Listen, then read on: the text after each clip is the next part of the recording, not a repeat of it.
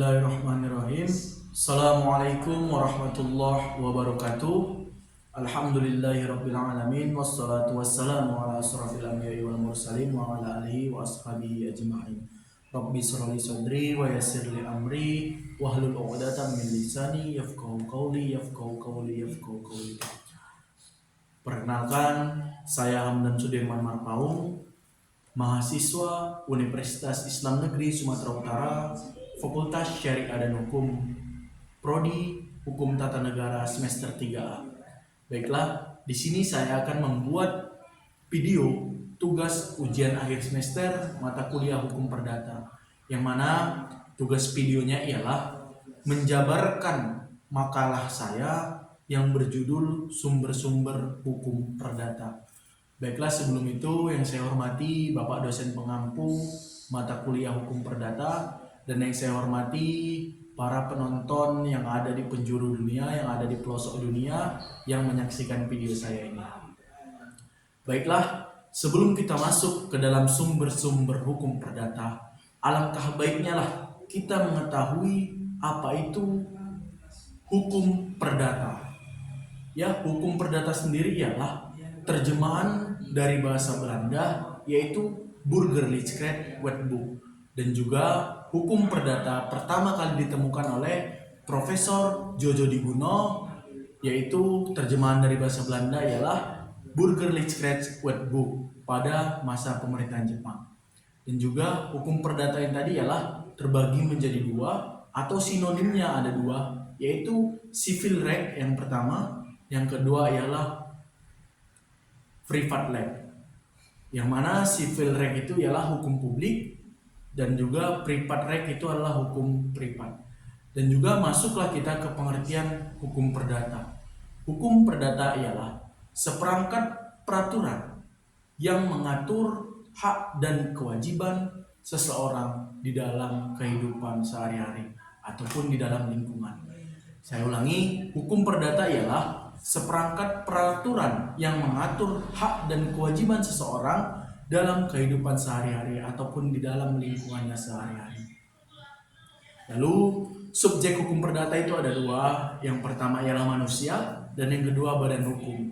Yang mana tadi badan hukum ialah terbagi lagi PT, firma, sipi, dan sebagainya. Jadi subjek hukum perdata itu ada dua. Yang pertama manusia, dan yang kedua ialah badan hukum. Baiklah, masuklah kita ke materi inti saya, yaitu sumber-sumber hukum perdata. Jadi sebelum kita mengetahui sumber-sumber hukum perdata, kita harus mengetahui dulu apa yang dimaksud sumber-sumber hukum. Jadi sumber-sumber hukum ialah aturan-aturan yang didapatkan di suatu tempat hukum tersebut lahir. Jadi dapat kita maknakan ialah dari mana hukum itu berasal ataupun dari mana hukum itu muncul. Dari suatu daerah mana hukum itu muncul. Itulah dapat dikatakan sebagai sumber-sumber hukum. Jadi langsung saja, sumber-sumber hukum perdata ialah sumber hukum yang memiliki aturan-aturan dan juga bersifat yang nyata. Apabila sumber hukum tadi ini dilanggar, maka akan diberikan sanksi yang tegas dan juga sanksi yang nyata. Jadi sumber hukum perdata ialah aturan-aturan yang memiliki sanksi yang tegas, dan juga apabila aturan ini dilanggar, maka akan mendapatkan sanksi yang tegas dan juga nyata. Baiklah, Polamar membagi sumber hukum perdata menjadi 4 bagian, yaitu bagian yang pertama ialah Kitab Undang-Undang Hukum Perdata ataupun Burgerlijkheid Wetboek. Yang kedua ialah traktat. Yang ketiga jurisprudensi. Yang keempat kebiasaan.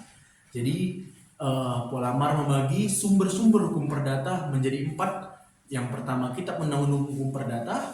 Yang kedua traktat. Yang mana traktat tadi ini adalah sebuah hukum internasional. Dan juga yang ketiga tadi jurisprudensi, yang mana jurisprudensi ini tadi ialah putusan hakim. Dan juga yang keempat ialah kebiasaan, yang mana kebiasaan tadi ialah tindakan ataupun tingkah laku yang dilakukan secara terus-menerus oleh manusia di dalam suatu lingkungan, maka dapatlah dikatakan suatu hukum ataupun suatu kebiasaan. Jadi itu tadilah Polamar membagi 4 bagian. Yang pertama kitab undang-undang hukum perdata, yang kedua traktat, yang ketiga jurisprudensi, yang keempat manusia. Itulah menurut Polamar sumber-sumber hukum perdata.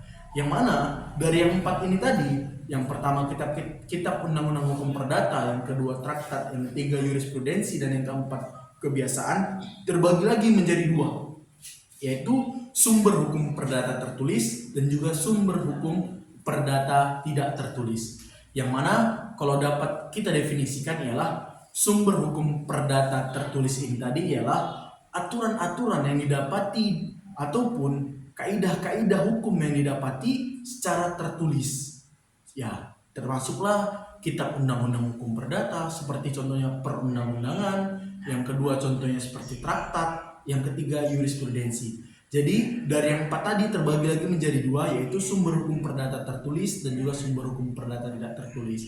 Yang mana tadi sumber hukum perdata tertulis ialah kaidah-kaidah yang didapati secara tertulis, yaitu yang pertama seperti perundang-undangan, yang kedua traktat, yang ketiga jurisprudensi. Dan juga sumber hukum perdata tidak tertulis ialah dapat kita definisikan sebagai kaidah-kaidah hukum yang didapati itu dalam keadaan ataupun dalam bentuk tidak tertulis. Contohnya seperti pembagian Polamar tadi yang poin keempat, yaitu kebiasaan. Mengapa kebiasaan itu tidak tertulis? Karena kebiasaan itu tadi ialah tingkah laku yang dilakukan secara terus-menerus, ulang berulang di dalam kehidupan bermasyarakat, di dalam lingkungan hidup, maka dapatlah dikatakan sebagai suatu hukum. Maka itulah tadi mengapa dikatakan kebiasaan itu tidak tertulis, karena tingkah laku kita dalam kehidupan sehari-hari dan diikuti orang banyak yang lainnya, maka dapatlah dikatakan itu sebuah hukum.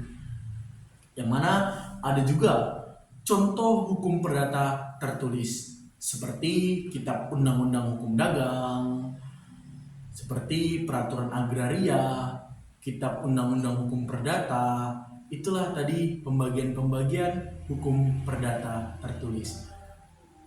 Baiklah, jadi kesimpulan dari penyampaian saya ini ialah yang mana sumber-sumber hukum perdata ialah sumber-sumber hukum perdata adalah aturan-aturan yang memiliki sanksi. Apabila aturan tersebut dilanggar, akan diberikan sanksi yang tegas dan juga nyata.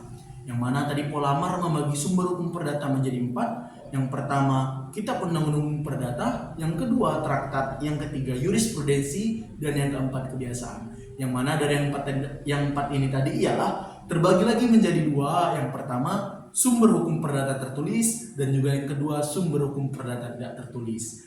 Baiklah, mungkin sekianlah penyampaian materi dari saya tentang sumber-sumber hukum perdata. Semoga apa yang saya sampaikan ini dapat bermanfaat bagi saya pribadi dan juga untuk kita semuanya. Baiklah, jika ada kesalahan saya mohon dimaafkan. Saya akhiri, wabillahi taufik wal hidayah. Wassalamualaikum warahmatullahi wabarakatuh.